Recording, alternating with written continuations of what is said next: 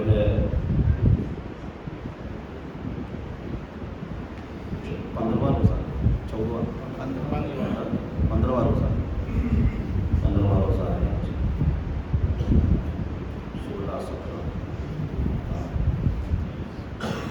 تو آج جو ہے جنگ بدر کے بارے میں کچھ چیزیں آپ کے سامنے پیش کریں گے۔ جنگ بدر کس ہجری میں ہوئی آپ کو معلوم ہے؟ قرآن شریف بعد میں پڑھیں کیوں نہ میں اوپر بیٹھا ہوں نا، آپ قرآن شریف لے پارے کو اوپر رکھ دینا، یہ پارا بھی اٹھا کے، یہ پیٹی ہے قرآن شریف اچھا اس کو بھی اوپر رکھ دیا کیونکہ وہ پڑھیں گے دوبارہ۔ جنگ بدر کس ہجری میں ہوئی کچھ معلوم ہے کسی کو؟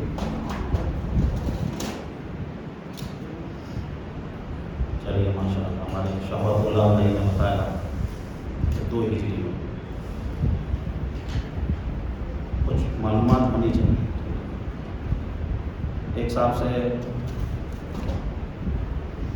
چلیے ٹائم بات تھوڑی لمبی ہو جائے گی، بہرحال کچھ پڑھتے بھی رہا کریں آپ، ٹھیک ہے؟ کوئی کتاب، دینی کتاب۔ السلام علیکم ورحمۃ اللہ وبرکاتہ۔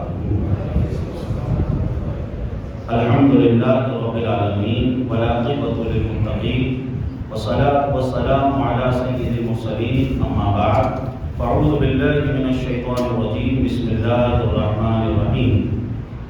وَلَقَدْ نَصَرَكُمُ اللَّهُ بِبَدْرٍ وَأَنْتُمْ أَذِلَّةٌ فَاتَّقُوا اللَّهَ لَعَلَّكُمْ تَشْكُرُونَ۔ صدق اللہ مولانا العظیم وصدق رسولہ النبی الامین المتین المبین الکریم۔ ان اللہ وملائکتہ یصلون علی النبی یا ایھا الذین آمنوا صلوا علیہ وسلموا تسلیما۔ اللہم صل علی سیدنا مولانا محمد فارغ وسلم صلاۃ و سلاما علیک یا رسول اللہ صلی اللہ علیہ وسلم۔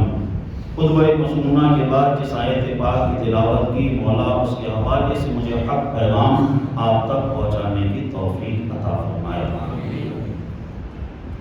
رمضان المبارک کا مقدس مہینہ ہے اور آج 15واں روزہ ہے۔ اس مہینے کی بڑی عظمتیں، بڑی برکتیں، یہ مہینہ اپنے دامن میں کئی اہم تعلیموں کو بھی لیے ہوئے ہے۔ اس میں سے ایک اہم تاریخ غزوہ بدر ہے۔ غزوہ بدر رمضان المبارک کی 17 تاریخ اور 2 ہجری میں ہوا۔ یہ اسلام کی سب سے پہلی جنگ ہے اور یہیں سے سمجھ لیجئے مسلمانوں کا ایک دبدبہ، مسلمانوں کا اثر و رسوخ، مسلمانوں کی ہیبت لوگوں کے اوپر طاری ہوئی۔ آج انشاءاللہ تعالی اسی غزوے کے بارے میں، اسی جنگ کے بارے میں کچھ چیزیں آپ کے سامنے میں پیش کرنے کی کوشش کروں گا۔ اس کو آپ بغور سماعت کریں اور اس کے بعد اگر آپ نانا ہیں تو اپنے نواسوں کو سنائیں، آپ دادا ہیں تو اپنے پوتوں کو سنائیں، آپ ایک بہترین تربیت کرنے والے باپ ہیں تو اپنے بچوں کو سنائیں، ان کو بٹھا کر ان کو بتائیں، کیونکہ اللہ کے نبی صلی اللہ علیہ وسلم کا یہ بھی فرمان ہے، بلغوا عنی ولو آیا، اگر میری طرف سے تم تک کوئی ایک بات بھی پہنچے تو اسے دوسروں تک پہنچاؤ۔ جو سیکھو وہ سب کو سکھاتے چلو، جو سیکھو وہ سب کو سکھاتے چلو، دیے سے دیے کو جلاتے چلو۔ عزیزان محترم،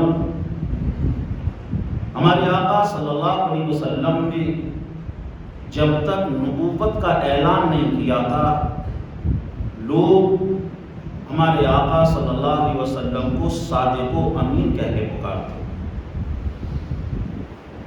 اور جب سرکار صلی اللہ علیہ وسلم نے اپنی نبوت کا اعلان کیا تو وہی لوگ جو سرکار کو صادق و امین کہتے تھے وہ سرکار صلی اللہ علیہ وسلم کے جانی دشمن بن گئے۔ اور وہ لوگ جو سرکار صلی اللہ علیہ وسلم پر ایمان لائے ان کو طرح طرح کی تکلیفیں پہنچانا شروع کر دیا. حبشہ کی طرف ہجرت کی، یعنی اتنا پریشان کیا کہ مکہ میں رہنا تو بند کر دیا. اور پھر سرکار صلی اللہ علیہ وسلم نے بھی مکہ کو چھوڑا اور آپ ہجرت فرما کر مدینہ طیبہ شفٹ ہو گئے. لیکن مکہ کے لوگوں کو یہ بھی گوارا نہ ہوا. رسول کریم صلی اللہ علیہ وسلم اور ان کے ماننے والے چین اور سکون کے ساتھ مدینے میں رہے. آئے دن کوئی نہ کوئی پرابلم، کوئی نہ کوئی ٹینشن، کوئی نہ کوئی لڑائی، کوئی نہ کوئی جھگڑا، یہ مکہ والوں کی طرف سے. اور ان کو یہ لگتا تھا کہ کسی طریقے سے مسلمانوں کا تو صفایا ہی کر دیا جائے.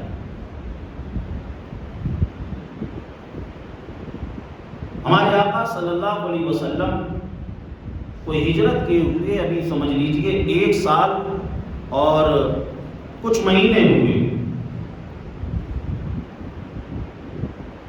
اب سمجھ لیجئے کوئی نہ کوئی معاملہ، کوئی نہ کوئی ٹینشن مکہ کے لوگوں کی طرف سے ہوتا رہا. ایک بار اللہ کے نبی صلی اللہ علیہ وسلم نے چند صحابہ کو بھیجا کہ جاؤ تھوڑا سا مدینے کی حدود پر دیکھ کر آؤ کیسا کیا ماحول ہے. سرکار صلی اللہ علیہ وسلم نے چند صحابہ کو بھیجا، یہ پہنچے. اب وہاں کچھ مکہ کے بھی لوگ تھے، کچھ کہا سنی ہوئی اور جھڑپ ہوئی اور معاملہ اتنا بڑھا کہ ایک شخص جو مکہ کا تھا اس کا نام عمر الحضرمی، وہ اس میں قتل ہو گیا. جب یہ لوگ واپس آئے سرکار صلی اللہ علیہ وسلم نے ان سے کہا کہ آپ کو جو ہے قتل کیوں کیا؟ بھئی کچھ معاملہ تھا تو اتنا آگے نہیں بڑھانا تھا. بہرحال قتل ہو گیا. اس دور میں اگر کسی کا قتل ہو جاتا تو کچھ رقم تھی، خون بہا جسے کہتے ہیں، وہ رقم دے دی جاتی. اس سے کیا ہوتا کہ معاملہ وہیں کہ وہیں شارٹ آؤٹ ہو جاتا.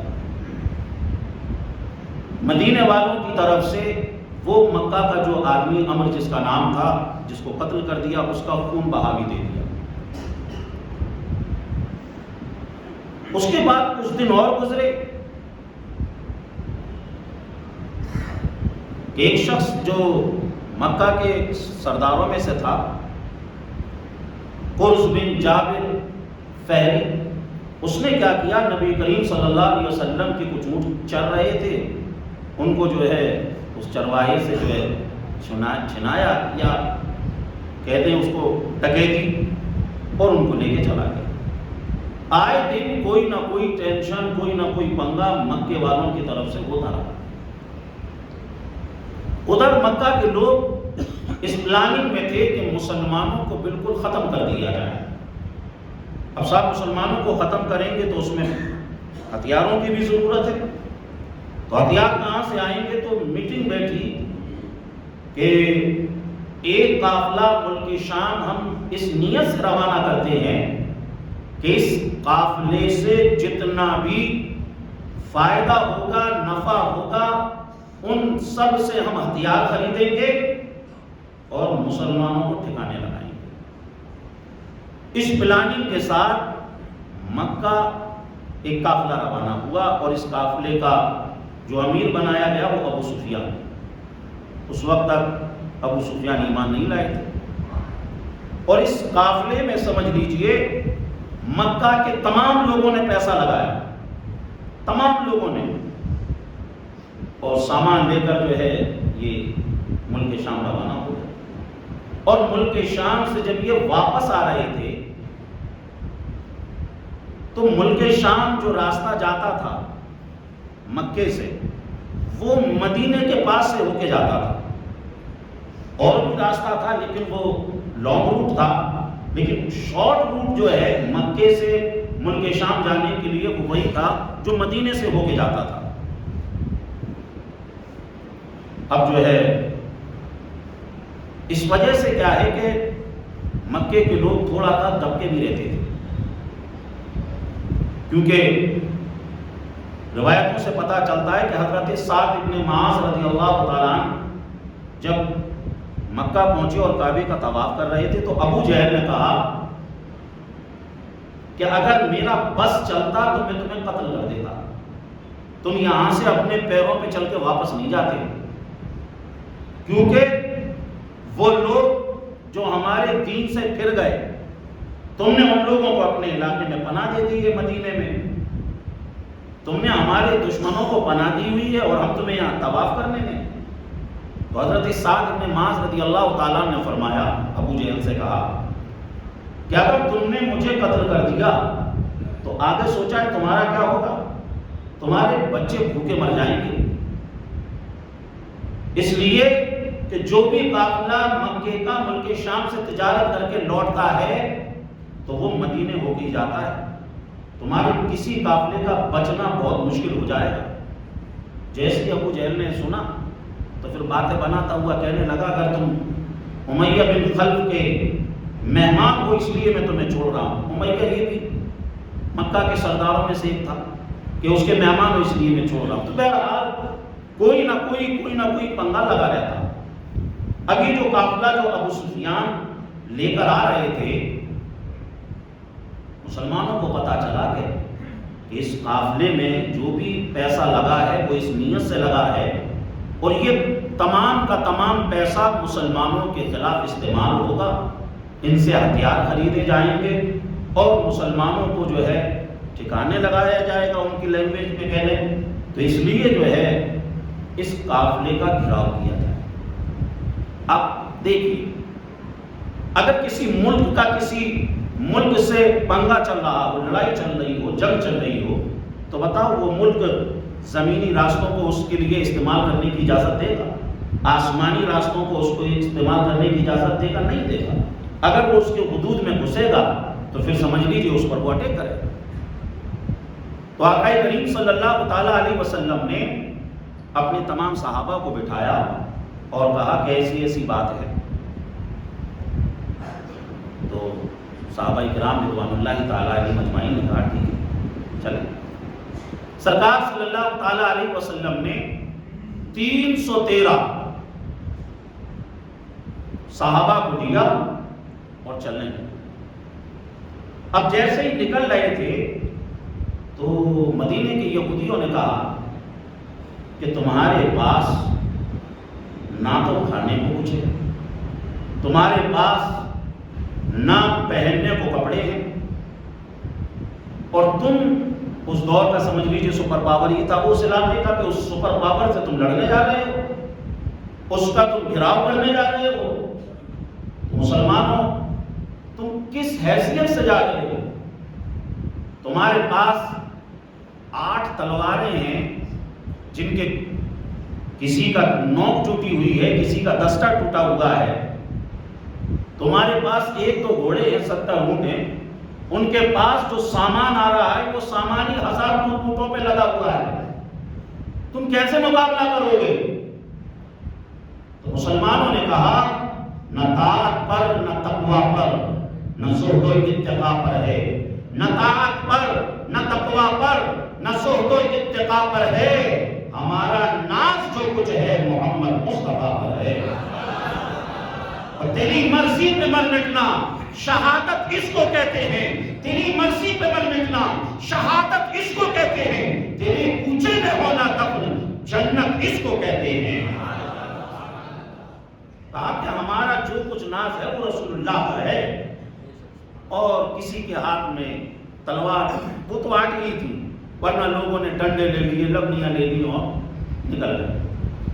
یہ جو مدینے سے جو نکلے یہ جنگ کے ارادے سے نہیں نکلے تھے، صرف اس ارادے سے نکلے تھے کہ قافلہ آ رہا ہے اس کا بس گھراؤ کرنا ہے اور جو ہے ایک ان کو جھٹکا دینا ہے، یہ ارادہ تھا۔ کوئی اگر جنگ کے ارادے سے نکلتے تو پھر 8 تلواریں ہی کیوں ہوتی؟ پھر تو اپنی پوری تیاری سے نکلتے، اور وہ بھی ٹوٹی پھوٹی تلواریں۔ بہرحال سرکار صلی اللہ علیہ وسلم رمضان کی 14 تاریخ کو یہ صحابہ جو تھے نا یہ روزے سے تھے، اور بھی جنگیں جو رمضان میں ہوئیں اللہ نے اس میں مسلمانوں کو فتح عطا فرمائی، اس لیے کیونکہ جو مومن ہیں ماہ رمضان میں روزے کی وجہ سے اللہ تعالیٰ اس کی روحانی طاقت کو بڑھا دیتا ہے۔ اور اگر آپ اتہاس پڑھیں سن 1947 کو دیکھیں جو ہمارا بھارت آزاد ہوا عزیزان محترم، اس وقت 47 میں جو اگست کا مہینہ تھا اگر چاند کا مہینہ دیکھیں گے تو ماہ رمضان تھا، کیونکہ اللہ تعالیٰ مسلمانوں کی روحانی طاقت کو روزے کی حالت میں بڑھا دیتا ہے۔ اب مسلمان چلے اور بدر کی طرف روانہ ہوئے۔ یہ جو بدر ہے یہ مدینے سے 103 کلومیٹر کے فاصلے پر ہے، مدینے سے 138 کلومیٹر کے فاصلے پر ہے، اور مکے سے 303 کلومیٹر کے فاصلے پر ہے۔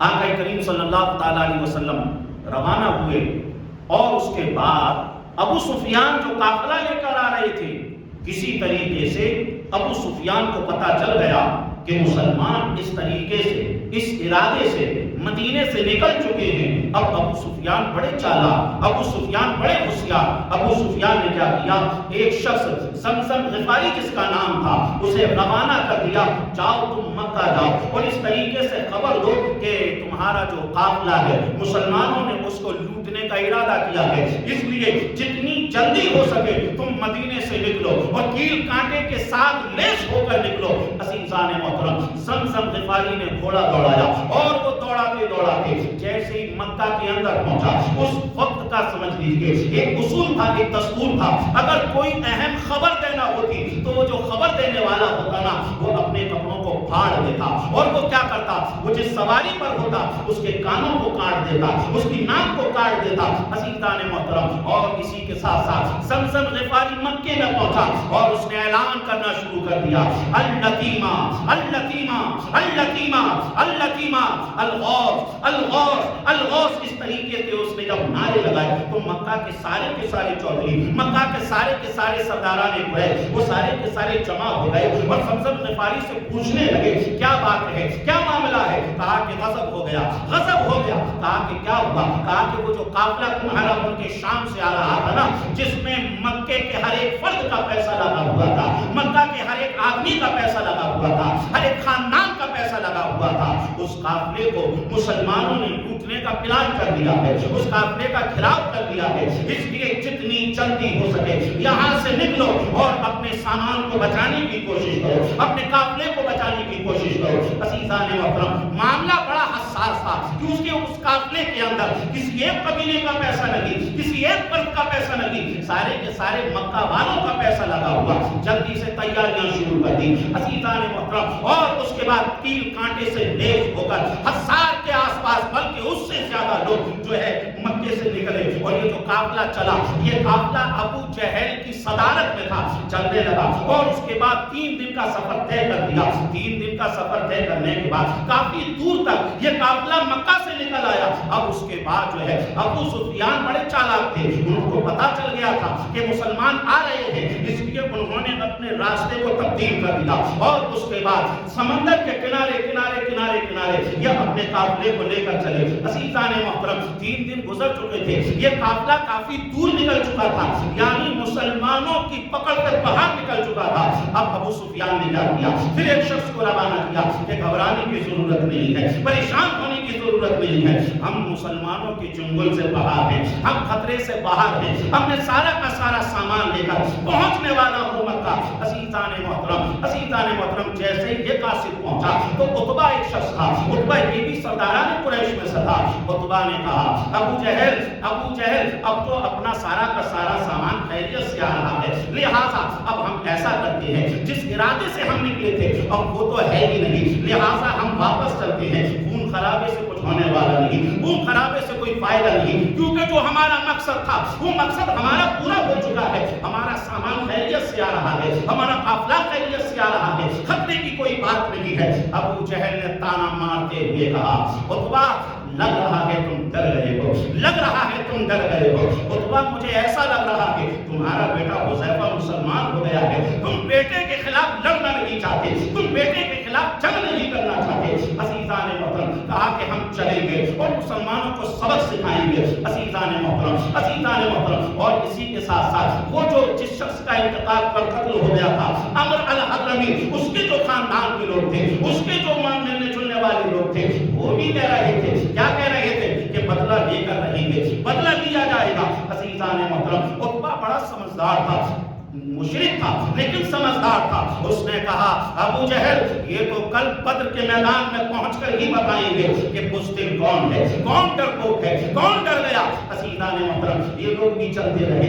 اللہ کے نبی صلی اللہ تعالیٰ علیہ وسلم نے جیسے ہی دیکھا کہ اب حالات پلٹ چکے ہیں، اب حالات بالکل یکسر پلٹ چکے ہیں، کیونکہ وہاں سے جو نکلے تھے نا وہ اس سوچ کے ساتھ نکلے تھے کہ قافلے کا گھیراؤ کرنا ہے، لیکن اب تو معاملہ الٹا ہو گیا ہے اور یہ بھی پتہ چل چکا ہے کہ مکہ سے لوگ جو ہے تقریباً 1000 سے زیادہ کی تعداد میں کیل کانٹے سے لیس ہو کر آلات حرب و صلب کے ساتھ جو ہے یہاں پر چڑھائی کرنے کے لیے آ رہے ہیں، بدر کے لیے روانہ ہو چکے ہیں۔ آقا کریم صلی اللہ علیہ وسلم نے اپنے صحابہ کو جمع کیا اور کہا بتاؤ صحابہ تمہارا کیا رائے ہے، اشیرونی مجھے مشورہ دو، کیا کیا جائے، کیا ہم واپس مدینے چلے جائیں یا ہم آگے چلیں یا ہم ان کا مقابلہ کریں۔ عزیزان محترم حضرت ابوبکر صدیق رضی اللہ تعالیٰ عنہ کھڑے ہوئے، عرض کیا یا رسول اللہ علیہ الصلوۃ والسلام ہم پیچھے نہیں رکھیں گے، یا رسول اللہ ہم آگے چلتے ہیں، ہم ان کا مقابلہ کریں گے، یا رسول اللہ علیہ الصلوۃ والسلام ہم اپنی تلواروں سے ان کا مقابلہ کریں گے، اگر تلواروں نے ساتھ چھوڑ دیا سرکار ہم ڈنڈوں سے مقابلہ کریں گے، ہمارے جیتے جیتے آپ تک نہیں پہنچ سکتے ہیں۔ عزیزان محترم حضرت ابوبکر صدیق رضی اللہ تعالیٰ عنہ بڑی جوشیلی تکلیف تھی۔ اس کے بعد پھر سرکار فرماتے ہیں اشیرونی مجھے مشورہ دو، آگے کیا کیا جائے، چلا جائے یا روکا جائے۔ عزیزان محترم حضرت عمر فاروق اعظم رضی اللہ تعالیٰ عنہ کھڑے ہوئے، وہ کہنے لگے، انہوں نے بھی بڑی جوشیلی تقریر کی اور ان کی تقریر کا بھی محصل یہ تھا یا رسول اللہ علیہ الصلوۃ والسلام ہم پلٹیں گے نہیں بلکہ ہم ان کا مقابلہ کریں گے۔ ان کی تقریر کے بعد پھر سرکار نے فرمایا کہ کوئی مجھے مشورہ دے کیا کیا جائے۔ حضرت مقداد کھڑے ہوئے، حضرت مقداد نے کہا یا رسول اللہ علیہ الصلوۃ والسلام آپ آگے قدم بڑھائیں، سرکار ہم بنی اسرائیل کی طرح نہیں ہیں کہ بنی اسرائیل نے حضرت موسیٰ سے کہا تھا تم لڑو تمہارا خدا جا کے لڑے، ہم تو یہاں سے بیٹھ کے تماشا دیکھیں گے، ہم ایسے نہیں ہیں۔ یا رسول اللہ علیہ الصلوۃ والسلام اگر وار کسی نے کیا تو وہ وار ہمارے سینے پہ ہوگا، وہ وار ہماری پیٹھ پر نہیں ہوگا۔ یا رسول اللہ علیہ الصلوۃ والسلام ہم آپ کے ساتھ میں ہیں، آپ جو بھی فیصلہ لیں، آپ جو بھی ڈیسیژن لیں، یا رسول اللہ ہم پیچھے ہٹنے والے نہیں ہیں۔ پھر آقا کریم صلی اللہ علیہ وسلم نے کہا مجھے مشورہ دو۔ عزیزان محترم ابھی تک جو لوگ مشورہ دے رہے تھے، ابھی تک جو لوگ بول رہے تھے، ابھی تک جو لوگ تقریریں کر رہے تھے، یہ کون لوگ تھے؟ یہ مدینے کے مہاجرین تھے۔ آقا کریم صلی اللہ علیہ وسلم کا اشارہ تھا کہ میں مدینے والوں کی بھی رائے جاننا چاہتا ہوں، مدینے والے بھی اس پر راضی ہیں کہ نہیں، کیونکہ جب سرکار صلی اللہ علیہ وسلم ہجرت فرما کر مدینہ طیبہ پہنچے تھے تو ایک معاہدہ ہوا تھا، اس معاہدے میں یہ لکھا گیا تھا یا رسول اللہ علیہ الصلوۃ والسلام اگر کوئی حدود مدینہ میں آپ پر حملہ کرے گا تو سرکار ہم جی جان لگا دیں گے، ہم کسی طریقے سے اس کو روکیں گے اور اس کا مقابلہ کریں گے۔ لیکن اب یہ معاملہ مدینے میں نہیں تھا بلکہ خارج مدینے میں تھا، یعنی مدینے کی حدود سے تھا، اس لیے آقا بار بار فرما رہے تھے کہ مجھے مشورہ دو، مجھے مشورہ دو، مجھے مشورہ دو۔ عزیزان محترم اب جو ہے مدینے کے سردار حضرت سعد بن معاذ رضی اللہ تعالیٰ عنہ کھڑے ہوئے اور عرض کرتے ہیں یا رسول اللہ علیہ الصلوۃ والسلام آپ جو بار بار فرما رہے ہیں مجھے ایسا لگ رہا ہے شاید آپ کا اشارہ مدینے والوں کی طرف ہے، مدینے والے راضی ہیں کہ نہیں، مدینے والے اس جنگ سے تعلق سے ان کے نظریات کیا ہیں، ان کے خیالات کیا ہیں۔ سعد بن معاذ رضی اللہ تعالیٰ عنہ نے کہا یا رسول اللہ علیہ الصلوۃ والسلام سرکار اب ہم نے ایمان لے کر آ چکے ہیں، ہم نے کلمہ پڑھ لیا ہے، یا رسول اللہ ہم نے اپنے آپ کو آپ کے ہاتھوں پہ بیچ دیا ہے، یا رسول اللہ ہم اپنی جانوں سے زیادہ آپ سے محبت کرتے ہیں، کیونکہ سرکار کا فرمان ہے نا لا یؤمن احدکم حتی اکون احب الیہ من والدہ وولدہ والناس اجمعین، تم میں سے کوئی اس وقت تک مومن ہو ہی نہیں سکتا ہے جب تک کہ وہ اپنی جانوں سے زیادہ آپ سے محبت نہ کرے۔ یا رسول اللہ، ہم اپنی جان سے زیادہ آپ سے محبت کرتے ہیں۔ سرکار، اگر آپ نے اشارہ کیا، آپ اشارہ کریں کہ سمندروں میں اپنے گھوڑوں کو ڈال دو، یا رسول اللہ، ہم سمندروں کی گہرائی کو نہیں دیکھیں گے کہ سمندر کتنا گہرا ہے، بلکہ آپ کے کہنے پر لبیک کہتے ہوئے ہم سمندروں میں اپنے گھوڑوں کو دوڑا دیں گے، سمندروں میں اپنے گھوڑوں کو ڈال دیں گے۔ اسی لیے تو کسی نے کہا تھا، دشت تو دشت ہے، دریا بھی نہ چھوڑے ہم نے، دشت تو دشت ہے، دریا بھی نہ چھوڑے ہم نے، پہلے ظلمات میں دوڑا دیے گھوڑے ہم نے۔ آقا کریم صلی اللہ علیہ وسلم سے کہا، یا رسول اللہ، آپ جیسا کہیں، آپ اشارہ کریں، ہم کرنے کو تیار ہیں۔ عزیزان محترم، اب آقا کریم صلی اللہ علیہ وسلم نے کہ چہرے پر خوشی کے آثار، اور کچھ بچے بھی تھے جن کی عمریں چھوٹی تھی، آقا کریم صلی اللہ علیہ وسلم نے ان کو واپس کرنا چاہا کہ بچوں تم چلے جاؤ، بچوں تم چلے جاؤ، کیونکہ جب آئے تھے نا تو سچویشن کچھ اور تھی، اب حالات کچھ اور ہیں۔ عزیزان محترم، کہا گیا بچوں یہ تمہاری عمریں جہاد کے میدان کے لیے نہیں ہیں، بلکہ یہ تمہاری عمریں کھیل کے میدان کے لیے ہیں۔ تو بچوں نے سوال حال سے کہا، ایک کہنے والے سن، جس قوم کی عزت محفوظ ہوتی ہے اس قوم کے جوان کھیل کے میدان میں نظر آتے ہیں، مگر جس قوم کی عزت کو خطرہ ہوتا ہے اس قوم کے جوان ہی نہیں، اس قوم کے بچے بھی کھیل کے میدان کو ٹھوکر مار کر جہاد کے میدان میں نظر آتے ہیں۔ کہا کہ بچوں جنگ کا میدان بڑا ہولناک ہوتا ہے، جنگ کا میدان بڑا خطرناک ہوتا ہے، وہاں تلواریں چمکتی ہیں، وہاں نیزے گھومتے ہیں، وہاں تیر سنسناتے ہیں، وہاں پر انسان کاٹے پیٹے جاتے ہیں، خون بہتا ہے۔ ایسے ہولناک مناظر کو دیکھ کر تمہارے دل کیسے تاب لا سکیں گے؟ بچوں نے زبان حال سے کہا، اے کہنے والے سن، جس دل کے اندر رسول اللہ کی محبت کا چراغ جل جائے، ارے میدان جنگ تو کیا، میدان محشر میں بھی اسے کوئی مات نہیں دکھا سکتا ہے۔ وہ میدان جنگ میں بھی کامیاب اور وہ میدان محشر میں بھی کامیاب۔ آپ اندازہ لگاؤ کس طریقے سے وہ سرکار مدینہ صلی اللہ علیہ وسلم سے محبت فرماتے تھے۔ بہرحال اب آقا کریم صلی اللہ علیہ وسلم اپنے تمام ساتھیوں کو لے کر اب بدر کی طرف روانہ ہوتے ہیں۔ جیسے ہی بدر میں پہنچے، یہ بدر جو ہے نا ایک علاقہ ہے، بدر جو ہے ایک علاقہ ہے، اور جو ہے وہاں پر ایک کنواں ہے، اور اس کنویں کا نام بدر ہے۔ عزیزان محترم، بتاتے ہیں تاریخوں میں الگ الگ نام بھی ہیں، بدر بن حارث نام بتایا جاتا ہے، بدر بن عامر نام بتایا جاتا ہے کہ ایک شخص تھا جس نے اس کنویں کو کھدوایا اور اسی کے نام پر اس کنویں کا نام بدر ہو گیا۔ اس جگہ پر سال میں ایک میلہ بھی لگتا تھا، لوگ باگ آتے تھے، یہاں پر جو ہے تجارت کی منڈی بھی لگا کرتی تھی۔ عزیزان محترم، اس جگہ کو بدر کہتے ہیں۔ آقا کریم صلی اللہ علیہ وسلم اپنے تمام ساتھیوں کو لے کر جیسے ہی بدر میں پہنچے اور آقا نے فرمایا کہ خیموں کو لگا دیا جائے، جیسے ہی خیمے لگانے کا حکم دیا، ایک صحابی نے عرض کیا، یا رسول اللہ علیہ السلام، اگر یہ اللہ کی طرف سے حکم ہے، اگر یہ کوئی وحی ہے تو آپ یہیں پر خیمے لگائیں، ورنہ میں یہ چاہتا ہوں سرکار آپ تھوڑا سا خیمے آگے لگائیں تاکہ یہ جو کنویں ہیں نا، یہ کنویں ہماری چپیٹ میں رہیں، یہ کنویں ہمارے اندر میں رہیں۔ عزیزان محترم، سرکار نے فرمایا نہیں آگے لگا سکتے ہیں، بہرحال آگے خیمے لگا دیے گئے۔ عزیزان محترم، اور اس کے بعد جو مشرکین تھے، ابو جہل ایڈ کمپنی کے لوگ تھے، انہوں نے اوپر کی جگہ کو پہلے سے چن لیا، وہ جگہ اچھی تھی اور ادھر ریت بہت زیادہ تھی، چلنے میں پیر پھنس رہے تھے، چلا نہیں جا رہا تھا۔ عزیزان محترم،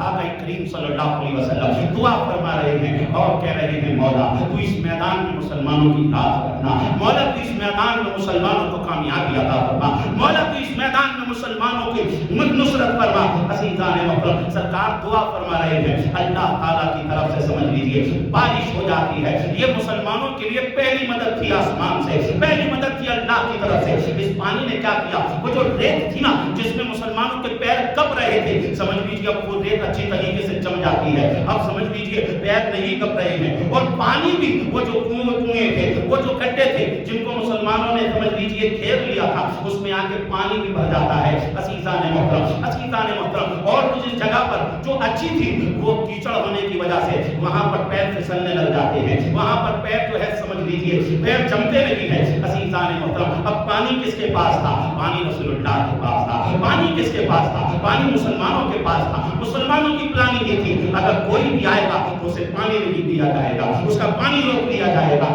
عزیزان محترم، کچھ لوگ آئے بھی پانی لینے کے لیے، جیسے ہی مسلمانوں نے روکنا چاہا، رحمت للعالمین نے فرمایا نہیں پانی کسی کا بند نہ کرو، یہ ہمارے دشمن ہیں، یہ ہمارے خون کے پیاسے ہیں، لیکن اگر انہیں پیاس لگ رہی ہے تو پانی بھر لینے دیا جائے، انہیں پانی دے دو۔ عزیزان محترم، پانی ان کو دے دیا گیا۔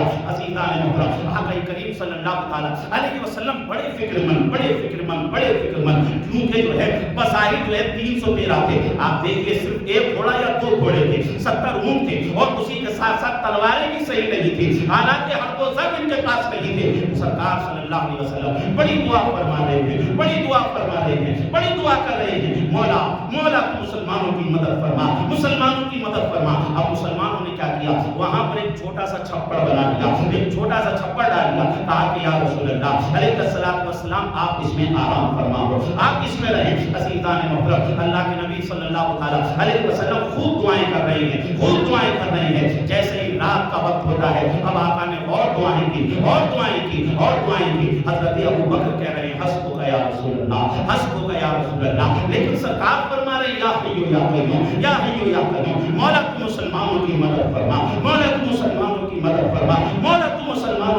فرما، عزیزان محترم، صحابہ کہہ رہے ہیں سرکار آپ سکون لیں، آپ آنسو نہ بہائیں۔ سرکار دعا کر رہے ہیں۔ سرکار یہاں سے کیا پیغام دے رہے ہیں؟ اے لوگوں، پہلے عمل کی کوششیں کرو، اس کے بعد جب دعا کے لیے ہاتھ اٹھاؤ گے نا تو تمہاری دعا مانگنے میں تو دیر لگے گی، رب کی رحمتوں کو قبول کرنے میں دیر نہیں لگے گی۔ پہلے عمل کی کوششیں کرو، اس کے بعد دعا مانگو۔ آقا کریم صلی اللہ علیہ وسلم نے اب دعا کے لیے خوب ہاتھ اٹھائے، خوب دعا کی۔ آخر میں سرکار نے ایک ایسا جملہ کہا، عزیزان محترم، ایسی دعا مانگنے کا حق اگر کسی کو ہے تو محمد رسول اللہ کو ہے۔ اگر ایسے جملے کہنے کا حق کسی کو ہے تو رسول گرامی مقام صلی اللہ علیہ وسلم کو ہے۔ آقا نے آخر میں کہا مولا اگر یہ یہاں پر جو میں لے کر آیا ہوں یہ میری زندگی کی کل کمائی ہے، مولا میں نے جتنی بھی تقریریں کی، مولا میں نے جتنے بھی بیان کیے، مولا میں جب سے تیرا نام لے رہا ہوں میں یہ 313 ہی جمع کر پایا ہوں، تنکا کر کے میں نے مولا اس فوج کو جمع کیا ہے، مسلمانوں کی جماعت کو تیار کیا ہے۔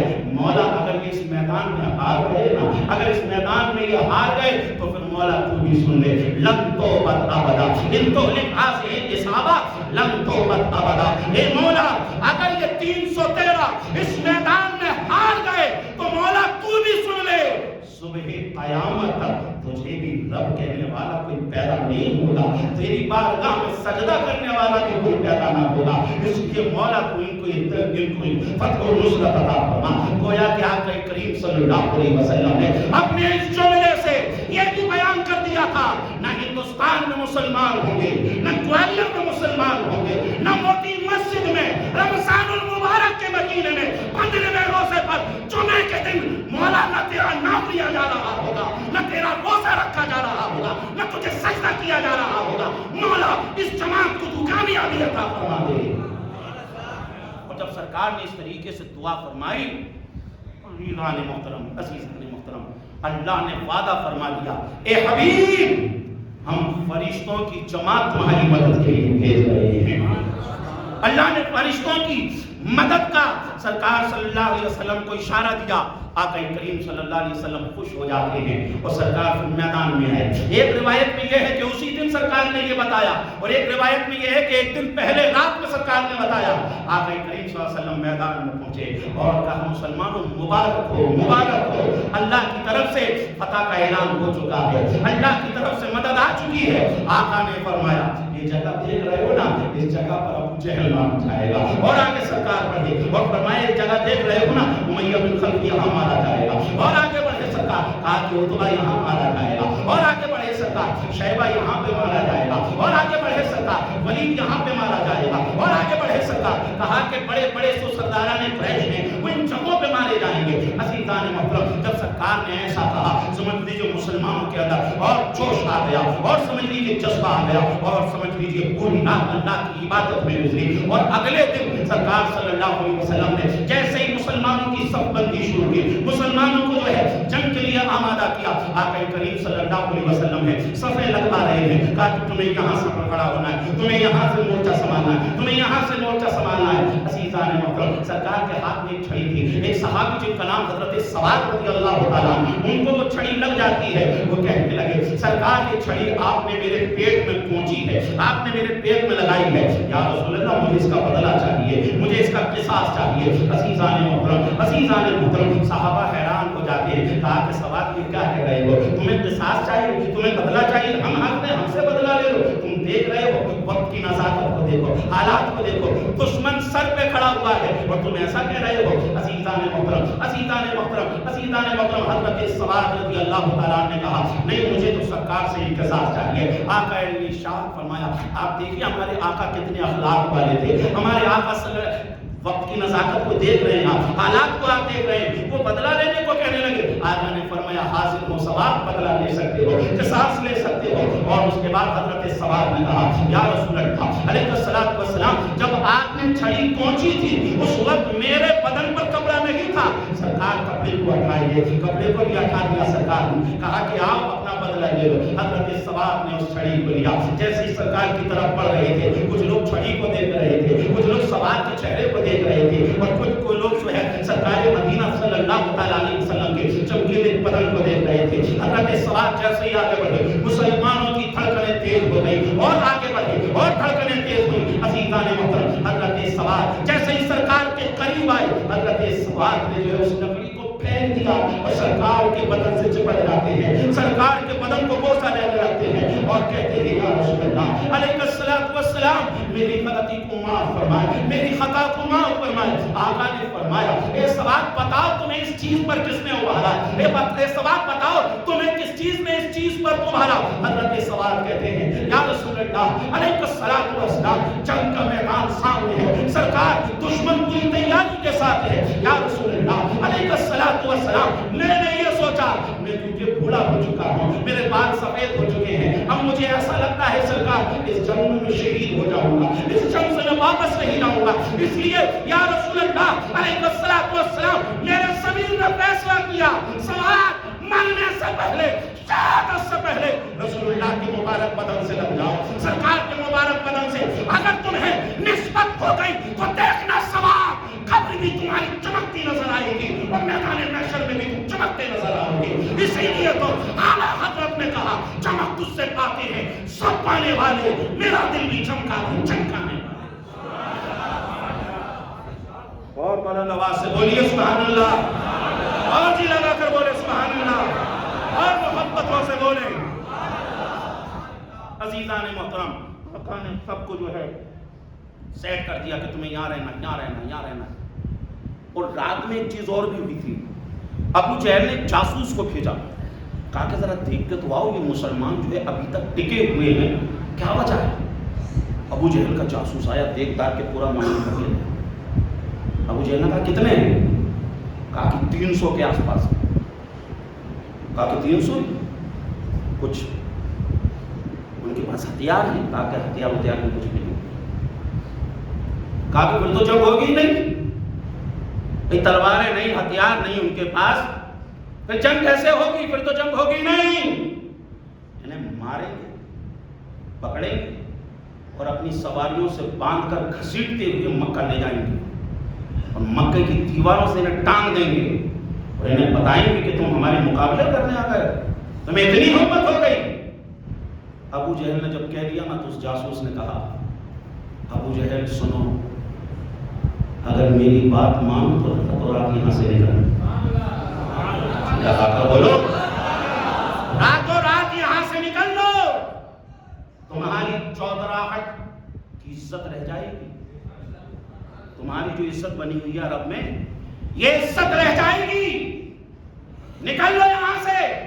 अबू जहल ने कहा तुम डरा रहे हो, कहा कि डरा नहीं रहा हूं, हकीकत कह रहा हूं, क्योंकि मैंने जो 313 देखे हैं ना, उनके पेट चुपके हुए भूख की वजह से, उनके बदन पे कपड़ा नहीं, ان کے پاس حالات عرب حرب و سرب نہیں، کچھ نہیں، لیکن میں نے 313 میں سے کسی کی آنکھ میں زندگی جینے کی تمنا تو دیکھی نہیں ہے۔ سب کی آنکھوں میں مجھے شہادت کے جلوے نظر آ رہے ہیں، اور میری بات مانو تو یہاں سے چل لو، ورنہ ان میں سے ایک کو جب تک مار نہیں لے گا تب تک ختم نہیں ہوگا۔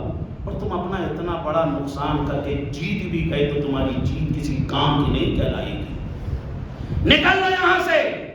ابو جہل نے اس کو چپ کیا، کہا کہ نہیں، ابھی رات بھر جشن چلے گا، لڑکیاں ناچیں گی، شراب و کباب کی محفل ہوگی، اور کل صبح ہم ان کو دیکھتے ہیں۔ عزیزان محترم، اب جو دوسرا دن آیا، صفیں لگی، جمعے کا دن تھا، 17 رمضان، اور جو ہے سحور کا وقت۔ اب جو ہے وہ جو ابو جہل سے عتبہ کی انبن ہو گئی تھی نا، تو عتبہ نے کہا پہلے ہم ہی جائیں گے میدان۔ عتبہ آیا، اور اس کے بعد شیبہ اور ولید، 3 لوگ جو ہے میدان جنگ میں پہنچے۔ یہ ٹاپ کے سردار تھے، کوئی رستم عرب تھا، کوئی جو ہے بہت اپنے فن کا ماہر تھا۔ جیسے ہی پہنچے، آقا کریم نے 3 انصاری صحابہ کو بھیج دیا، جاؤ ان کا مقابلہ کرو۔ جیسے ہی آئے، وہ کہنے لگے، عتبہ نے کہا تم کون ہو؟ انہوں نے بتایا ہم انصار ہیں، مدینے کے رہنے والے ہیں۔ کہا کہ تمہارا ہمارا تو کوئی جوڑ ہی نہیں، تم کھیتی باڑی والے آدمی ہو۔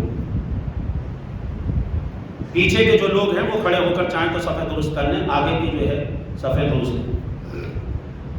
کہا کہ تم کھیتی باڑی والے لوگ ہو، تم تو ہماری ٹکر کے ہی نہیں، تم سے کیسے مقابلہ کریں گے، چلو جاؤ۔ اور کہا گیا اے محمد صلی اللہ علیہ وسلم ہماری ٹکر کے بھیجو جو ہماری لیول پہ ہوں۔ آپ دیکھیے، غرور دیکھیے، گھمنڈ دیکھیے، اہنکار دیکھیے۔ جیسے انہوں نے کہا ہماری ٹکر کے بھیجو، آقا نے فرمایا قم یا علی، قم یا حمزہ، قم یا عبیدہ۔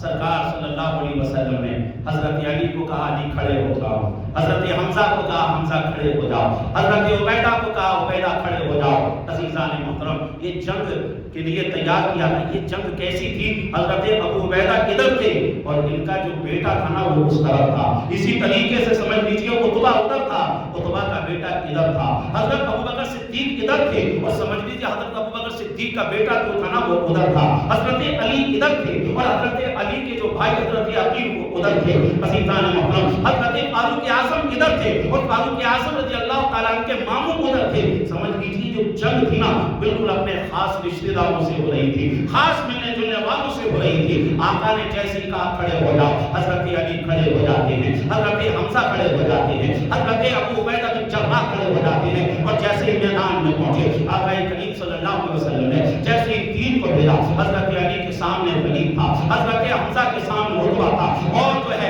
عتبہ تھا، اور جو شیبہ جو تھا وہ حضرت ابو عبیدہ کے سامنے تھا۔ حضرت علی نے ایک ہی بار میں سمجھ لیجیے اپنے سامنے والے کا کام تمام کر دیا۔ حضرت حمزہ نے بھی اپنے سامنے والے کا کام تمام کر دیا، اور حضرت ابو عبیدہ سمجھ لیجیے ان کے پیر میں چوٹ آ گئی، ان کا پیر زخمی ہو گیا، پھر ان دونوں نے اس کا بھی کام تمام کر دیا۔ اور اس کے بعد حضرت ابو عبیدہ کو جیسے سرکار کی بارگاہ میں لے کر آئے، ان کو ایسا لگا کہ اب میں بھی شہید ہو جاؤں گا، لیکن میرا بھی انتقال ہو جائے گا، لیکن میں میدان جنگ میں سامنے والے کے وار سے شہید نہیں ہوا۔ وہ کہنے لگے یا رسول اللہ علیہ الصلوۃ والسلام، مجھے ایسا لگ رہا ہے سرکار اب میں بچوں گا نہیں، مگر سرکار یہ تو بتاؤ کہ اللہ مجھے شہادت کا ثواب عطا فرمائے گا، کیا اللہ مجھے شہیدوں میں کرے گا؟ آقا نے ارشاد فرمایا، کیا فرمایا؟ سرکار فرماتے ہیں اشہد انک شہیدا، اے ابو عبیدہ میں تمہیں خوشخبری دیتا ہوں، میں تمہیں گواہی سے تمہاری گواہی دیتا ہوں کہ تمہیں اللہ تعالیٰ شہادت کا مقام عطا فرمائے گا۔